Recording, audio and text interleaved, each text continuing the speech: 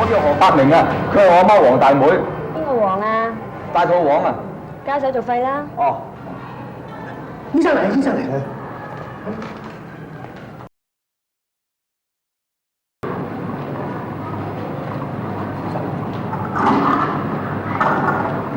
英姑啊，你唔使驚㗎，醫生就快同你做手術㗎啦。我寧願俾人打2槍，唔想咁樣俾人揾把刀嚟開肚。我嚟講啦，邊個可以打英姑2槍啊？係咪？冇事嘅。阿平，如果我有咩3長兩短，你要應承我2件事。你點會有事咧？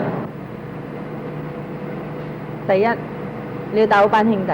得啦，英姑，我哋信晒平少㗎，你冇事嘅。第二，你要同我照顧阿女。好啊，我應承你啊。你哋唔好講咁多嘢咯，病人喺手術室㗎。